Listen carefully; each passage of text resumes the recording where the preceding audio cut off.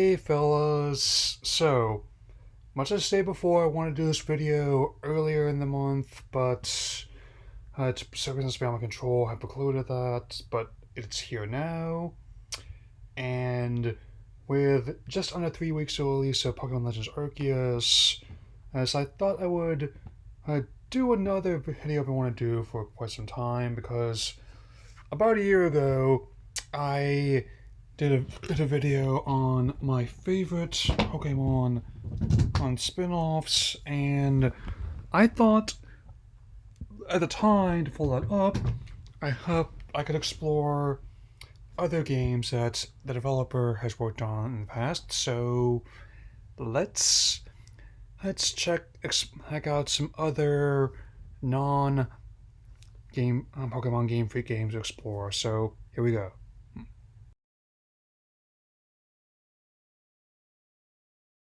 So, opening my list with honorable mention this time because I have not had a chance to play this one yet, though I thought it looked interesting because the same year here that they were developing like the and releasing the Smash Sword and Shield, there was also the Little Town Hero and small scale RPG, which works a different way than most other ones, and I've had often mixed feelings towards the what I feel like the domestication of the role playing game, where they try to who who bring as much of the adventure home as possible.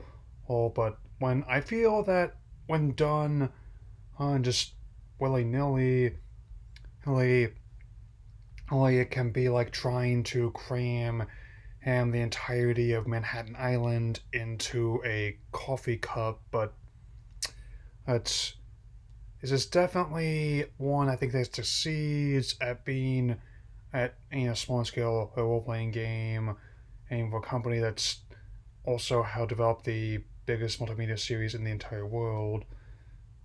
Oh, so I would get that out of the way first because other titles that I can cover here, and another criteria I'm going to be setting for her that it is like the games had to have gotten on an official release in the US at some point, so unfortunately that means like the spin-off Mario and Wario will not be eligible.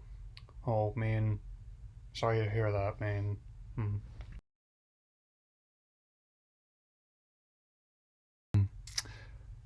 Okay, so the the first major game, in fact the first game that we've seen from Game Freak, given how it released in 1990, he when they were still hard at work at their initial build, Red and Blue, once known as Capsule Monsters. This is a unique breathtaking puzzle game, where the objective is to turn on the tiles the same game and while avoiding enemies on the board. And it's an unconventional title that definitely is a standout among the NES library. And speaking personally, it's actually something of an underrated gem on the system. And it's definitely not the only puzzle game that's going to be on this list, so it's not even going to be the only 8-bit game on this list either, so let's keep this going.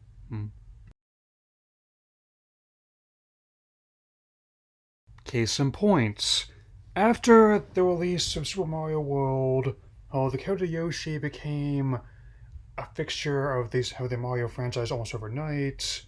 It's, which meant it was only be a matter of time before or a game where he was front and center would be released. And this puzzle game in which you have to match together objects and Yoshi eggs as they fall down, is actually a very engaging title as puzzle games go, having both a single player mode as well as a competitive 2-player mode, and I'm also highly amused by the whole urban legend of of Yoshi being a secret evolution for Dragonite in the early Pokemon games, and with that in mind, and there's also other titles that influence the series, even if their release pattern in in the States has been something of a conundrum as of late. Yeah. So, one of those titles is the action platformer Pulseman, and which had influence on the series being with a character being used for the Rotom online and how it can occupy devices ranging from a microwave to a lawnmower to even your mobile phone, other smart devices now, basically being in like a Pokemon version, kind of Alexa, so to speak, or other digital assistants. And the Galaxy Heat Gang, and it's basically a Team Galactic like over a decade before, or they were in Diamond and Pearl. Well, though it got a release in Japan traditionally. In the US, it was actually part of like sort of Sega Channel service where through your Time Warner cable subscription, you could actually play a selection of Genesis games through a special plug-in with a console. Basically, it was an early version of streaming games online. I'm fully initiated. Did much like the Japan only Nintendo's House of Teleview. Who and on that note, out after the service went offline in 1998, it was actually considered to be lost until it got an official release on Nintendo Wii for the first time in 2009. And I would have no objections to getting it released again. And if someone like Leonard Von Games wanted to who take a stab at doing it at physically, or even if they wanted to release on the eShop, I mean, or even part of Cygnus Online. I mean, come on, guys. You want to. Who, I mean, and with that in mind, that's definitely another game that of the retro era that's outside the banner of Pokemon. So let's move on to something a bit more recent. Yeah.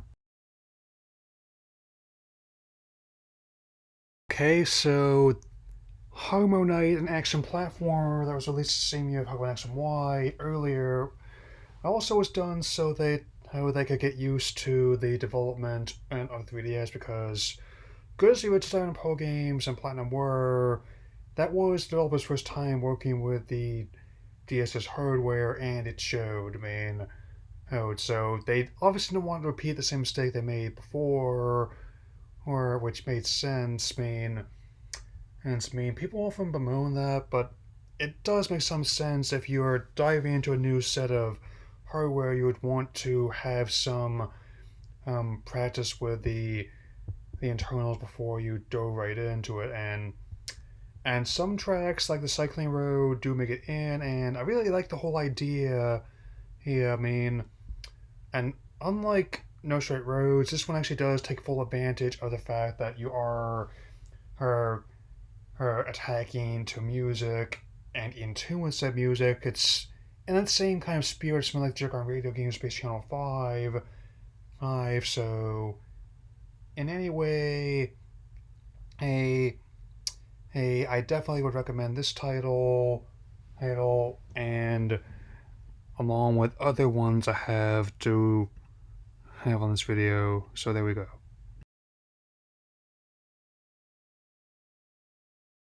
In a year where the next Pokemon game is still in development, coming off both success of Pokemon X and Y as well as the remake of Omega Ruby and Alpha Sapphire, are in the midst of all that, at this very interesting little action platformer arrived on the PC, PlayStation 4, and Xbox One. I've played the PS4 version the most.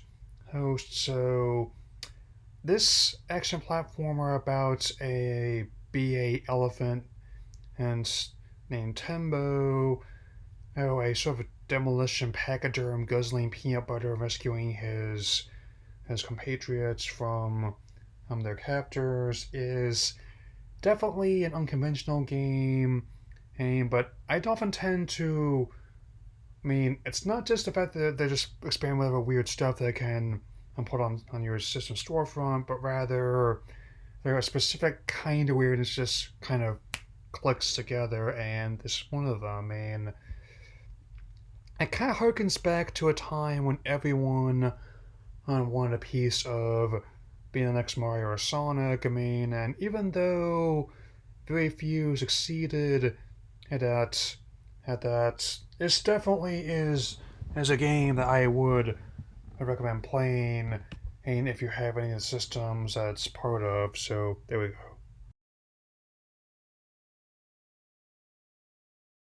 Closing out my list with definitely another very, very odd game, but that might be why I was drawn to it. And even though it came out when there was a bit of a lull in news for Pokemon Sun and Moon, people trying to dismiss the game, something didn't make any sense to me. I mean, when they're by the same developer, it'd basically be like if I was going to slag the new Kirby he, he game that's coming out, which how even though both Sakurai and Sword Limited are going to be involved with that, like they were Smash Brothers, given how that series is very much his baby and he's going to help it grow. I mean, oh, but looking at himself. So basically, Pocket Card Jockey is like a combination of all things horse racing and solitaire here. So, basically, hey, the more hands you complete it in solitaire, the faster your horse races and the better it does.